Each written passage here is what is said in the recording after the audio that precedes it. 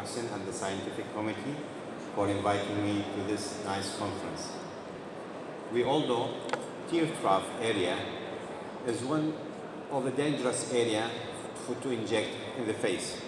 So during this presentation, I'll try to make things more easier.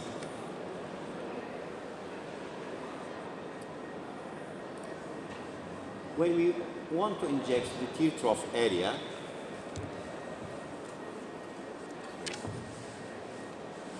we should have a good anatomical knowledge of the area, of involvement of the structure in the tear trough area, and carry out a proper clinical assessment, which is important for the patient, and choose the correct product, also which is important, and use appropriate injection technique. When I watch the area here, which is the tear trough area, it's a triangular area. I see the area as a whole. I'm not concentrating on this area only. And I know the boundary of the area. So sometimes when I want to correct the area, I just correct the deep fat pad in this area, and the tear trough will be corrected. So we should see the area, hold the area as a one unit. Also, I want to pay your attention to the orbicularis oculi muscle, which is a large muscle, which is not only covering this area, it will descend to cover the upper part of the cheek also, the orbital part. So, when we try to know the cause of the tear trough, really it's a multiple causes for the formation of this abnormalities. First, loss of volume of this in the skin. We know during aging, during abnormality, there's multifactorial. It's multifactorial. So the skin will lose volume, and there is reduction of amount of collagen and elastic fiber and fat, thinning of the fat and descending of facial fat pad, mainly the mid-deep fat pad. Redistribution, accumulation, and atrophy of the fat, which leads to loss of facial volume, dilatation of the dermal blood vessel, contracture of the muscles here, the orbicularis oculi muscle, and the muscle around the levator, labii superioris alaconesi, and the levator alaconesi also. The two muscles here, also the boundary is involved in the formation of the tear trough area. Also, the bone, the lower orbital part of the bone also have a role in this area by receding. It will recede.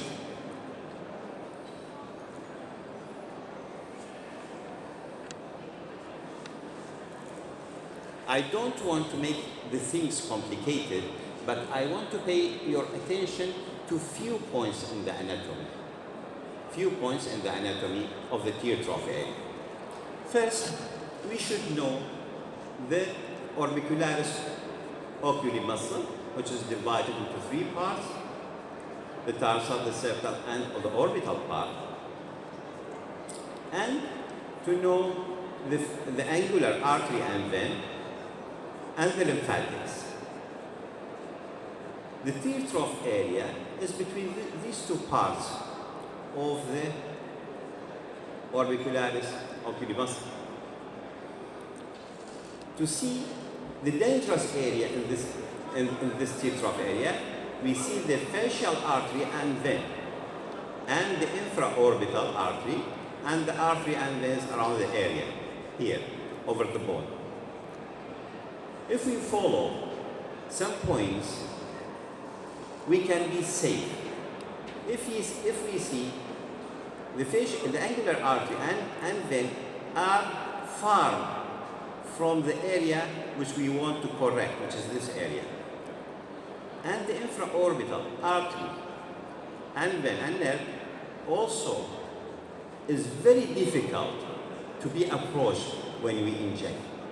So if we still in this area, we will be safe. For the lymphatic drainage, if we measure about 0.5 centimeter, 5 millimeter I mean, from the medial canthus and become more medially, we will be far from the lymphatic drainage, which sometimes we inject here, it will compress the lymphatic drainage and cause edema.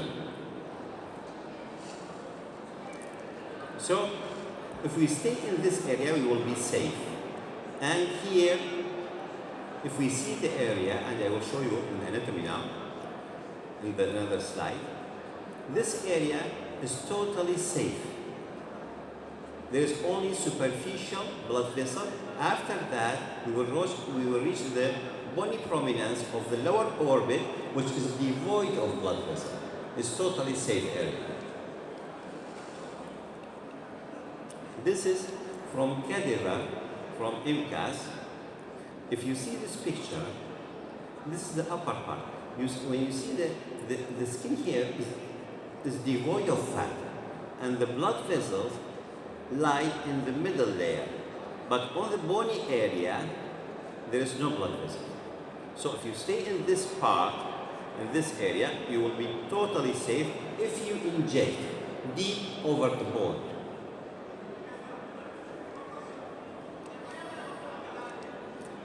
This is orbicularis oculi muscle.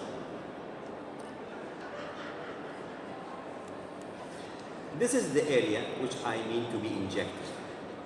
This is the area which I mean to be injected, which is totally safe area.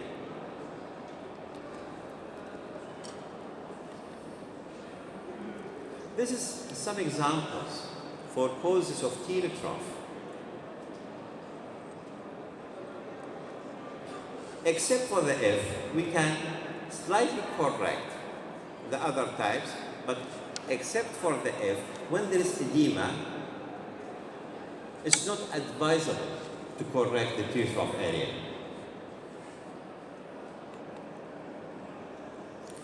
This is a typical patient for correction. We are lucky to have this kind of patient. The tear trough deformity limited to the region of the lacrimal depression, no orbicularis ocular hypertrophy, no hyperpigmentation, no mucocutaneous laxity, non-existing or mild palpebral bag, no fluid retention.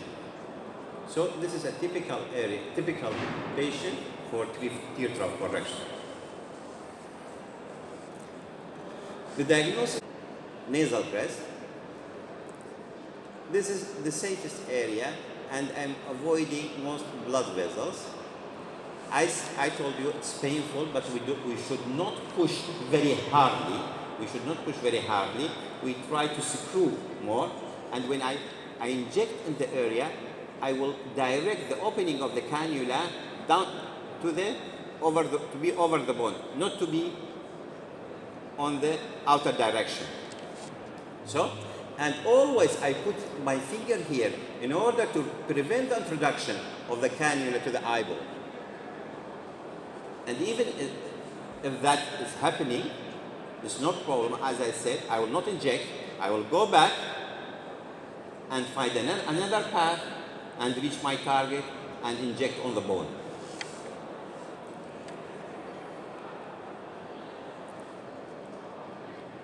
So this is the typical area for injection. This is the bone. It's totally safe area for injection. This is the bone. This picture of the cadaver is from MCAS Academy. This is the danger area, the angular artery, which we should not approach this area. Never approach this area. We put 3 points bolus doses here, and with blending method, we go back. This is another patient. I'll try to inject her with a needle. The tear trough is more obvious when she looks upstairs. Also, these are a bolus injection.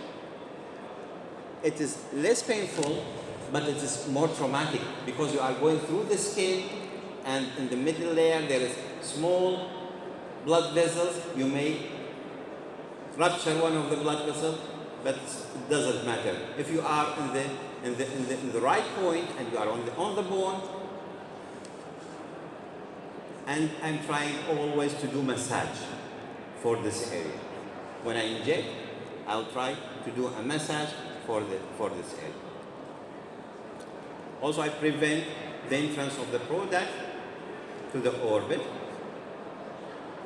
I inject slowly. It is totally safe. The danger area is here. It's totally safe area. You can inject as you like on the bone. Here, it's not dangerous.